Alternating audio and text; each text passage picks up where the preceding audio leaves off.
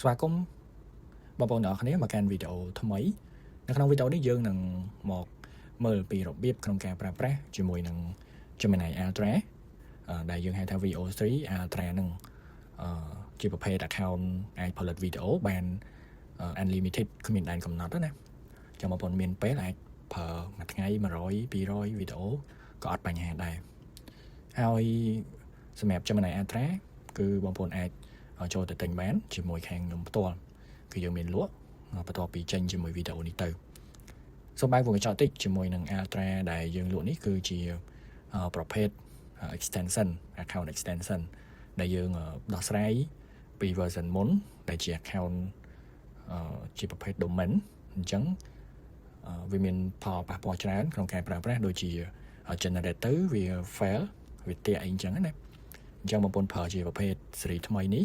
គឺល្អមែនតើហើយវាអត់មានជាបញ្ហាតាក់អីទេហើយតម្លៃក៏ពិសេសដែរខ្ទង់$10ជាងទេតោះឥឡូវកុំឲ្យខាតពេលយូរបងប្អូនទៅមើលពីរបៀបក្នុងការប្រើប្រាស់សម្រាប់ដែលអ្នកគាត់ទិញ account ហើយណាអញ្ចឹងយើងទៅមើលទាំងអស់គ្នាអញ្ចឹងជាដំបូងបងប្អូនធ្វើការបើកជាមួយនឹង browser របស់យើងនៅក្នុង computer មកអញ្ចឹងពីច្រើនបងប្អូនប្រើតែ computer ទេព្រោះងាយស្រួលប្រើអញ្ចឹងណាយើង save យើងយកទៅកាត់យកទៅផុយគឺវាស្រួលអញ្ចឹងយើងទៅការបើកជាមួយនឹង browser មកខ្ញុំប្រើជាមួយ Chrome ហើយយើងធ្វើការទៅមើល browser របស់យើងសិនអញ្ចឹង browser នេះគឺយើងហាម sign in account ចូលទៅក្នុង profile ហ្នឹងអញ្ចឹងបងប្អូនទុកវាចំហចោលចឹងមកឬមួយក៏យើងអត់ទាន់មានទេយើងអាចចុចកន្លែងរូបក្បាលមនុស្សហ្នឹងយើងអូសចុះក្រោមហើយ add new Chrome profile ហើយបងប្អូនយកអានទី2 stay sign out អញ្ចឹងតែប៉ុណ្្នឹងទៅគឺរួចរាល់ហើយយើងដាក់ឈ្មោះដាក់អីចឹងទៅអូខេបន្ទាប់ពីបាន browser ថ្មីមួយចឹងមកបងប្អូនធ្វើការទៅមើលនៅ account ដែលបងប្អូនបានទិញយកក្នុងខ្ញុំមានបញ្ជាក់មក set អីមាននឹង website ចូលទៅ login ជាមួយនឹង account ដែលបងប្អូនបានទិញពី bot Telegram ទៅហ្នឹងណាអូខេអញ្ចឹងយើងធ្វើការ copy ជាមួយ website មកជាដំបូងអូខេចង់ត្រង់កន្លែងនេះបងប្អូនយើងចូលមកកាន់ website អី Bonnie Flow ហើយយើងធ្វើការ copy ជាមួយនឹង email ខាងលើអូខេបន្តមកគឺ password អញ្ចឹងត្រង់កន្លែងនេះបងប្អូន login ជោគជ័យអីជំហានទី1អញ្ចឹងយើងមើលទៅនេះ VO3 Ultra ហើយលេខកូដអញ្ចឹងខ្ញុំនឹងបញ្យល់ពី function មួយចំនួននៅកន្លែងនេះដែលមួយណាបងប្អូនប្រើបានមួយណាយើងប្រើអត់បានអញ្ចឹងត្រង់កន្លែងលើនេះគឺ VO Google Flow ដែលយើងត្រូវប្រើហ្នឹងណាហើយ ChatGPT Super Grok នេះអីគឺយើងប្រើអត់បានទេអញ្ចឹងយើងពេលប្រើយើងប្រើតែមួយនេះទេអញ្ចឹងយើងមិនបាច់ទៅប៉ះពាល់វាទេបងប្អូនហើយត្រង់កន្លែងនេះគឺជា account របស់យើងអញ្ចឹងបងប្អូនមិនបាច់ទៅប៉ះពាល់ទេជួនកាលអាចប៉ះដៃទៅវាទៅជា delete account របស់យើងអីចឹងទៅអញ្ចឹងជំហានបន្ទាប់បងប្អូនធ្វើការចុចទៅលើពាក្យថា extension ហើយបងប្អូនអាចចុចពាក្យថា download extension ត្រង់កន្លែងនេះណាអញ្ចឹងដោយសារខ្ញុំបាន download ហើយខ្ញុំនឹងបង្ហាញតែម្ដងអូខេបន្ទាប់ពី download ហើយគឺនឹងចេញណាទម្រង់ file zip បែបនេះអញ្ចឹងបងប្អូនអាច extract វានៅក្នុង device របស់បងប្អូន extract ដាក់កន្លែងណាក៏បានដែរខ្ញុំគិតថាកន្លែងនេះបងប្អូនមួយចំនួនធំគឺចេះហើយណាអញ្ចឹងបងប្អូន extract វាមកនេះកន្លែងនេះយើងរើសអញ្ចឹងណាអូខេអញ្ចឹងខ្ញុំបាន extract វាបានហើយនេះគឺ file ដែលយើង extract រួចអញ្ចឹងខ្ញុំទុកវាមួយ like សិន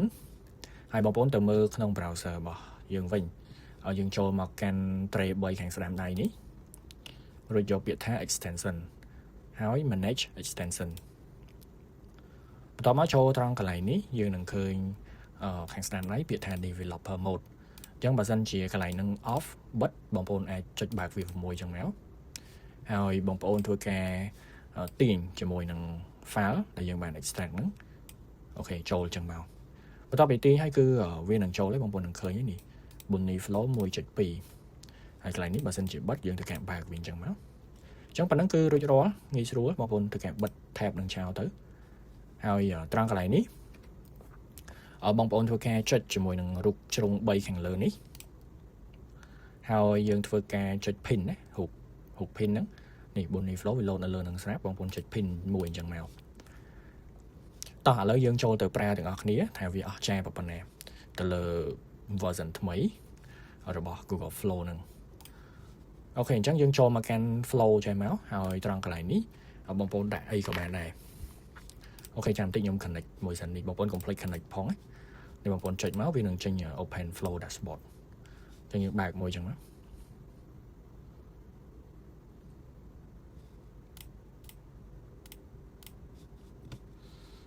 អូខេ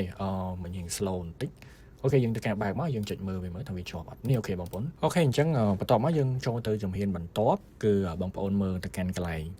ឆ្វេងដៃនេះគឺមានពាក្យថា Google Flow អញ្ចឹងយើងគ្រាន់តែចុចវាអញ្ចឹងមកហើយត្រង់កន្លែងនេះ Video Prompt គឺយើងដាក់អីក៏បានដែរយើងតេស្តវាអញ្ចឹងណាអូខេហើយកន្លែងនេះយើងទៅបើក website របស់ Google Flow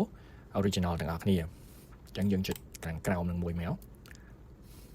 បន្ទាប់មកយើងចុចពាក្យថា New Project អូខេត្រង់កន្លែងនេះបងប្អូនអាចប្រើប្រាស់បានហើយ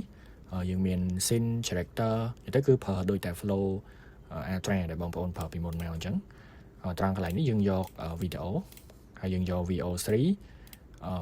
List ណាដើម្បីកុំឲ្យវាស្កាត់ credit អូខេឥឡូវខ្ញុំធ្វើការតេស្តជូនបងប្អូនទាំងអស់គ្នាមួយ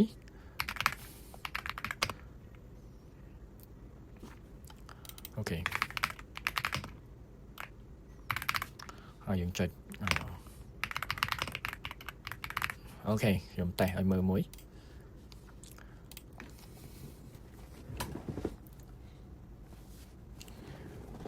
អញ្ចឹងគឺសូមបញ្ជាក់ថា VO3 Ultra នេះគឺល្អជាងប្រភេទមុនដែលប្រភេទមុនវាអាច generate ទៅ file អីអញ្ចឹងណា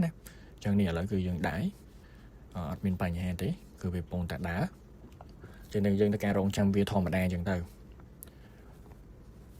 ហើយសូមបើកមុខកញ្ចក់បន្តិចបងប្អូនតាក់ទងនឹង Ultra ឥឡូវនេះគឺវាមាន2ប្រភេទដែលទី1ហ្នឹងគឺ Official ដែលជាប្រភេទ Family អញ្ចឹងប្រភេទហ្នឹងគឺមានតម្លៃថ្លៃមែនតើមួយខែវារហូតដល់$30ជាងបើយើងលក់ណាអញ្ចឹងបងប្អូនមួយចំនួនគាត់អត់មានលទ្ធភាពក្នុងការប្រើទេអញ្ចឹងយើងអាចប្រើជាប្រភេទនេះបានជា extension ដែលមានតម្លៃសមរម្យយើងអាច sell បានច្រើនហើយប្រើប្រាស់បានដូចគ្នាហើយពេលខ្លះវាអាចបញ្ហាទៅលើ box ផ្សេងៗប៉ុន្តែខ្ញុំនឹងព្យាយាម fix វាអញ្ចឹងទៅហើយប្រភេទនេះគឺវាល្អពីព្រោះតែអត់សូវមានបញ្ហាទៅលើ file generate អញ្ចឹងបាននេះគឺវីដេអូដែលខ្ញុំដាក់មិញនេះ generate video about Cambodia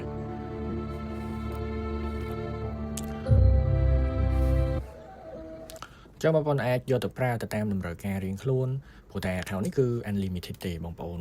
generate ប្រហែលក៏បានដែរអញ្ចឹងបងប្អូនមានតម្រូវការអាចទិញបានបន្ទាប់ពីខ្ញុំ release នៅវីដេអូនេះទៅគឺយើងនឹងដាក់លក់ឲ្យនៅក្នុង bot Telegram ហើយ link bot Telegram ផ្សេងៗគឺនៅក្នុងនៅខាងក្រោមវីដេអូនេះឬក៏នៅក្នុង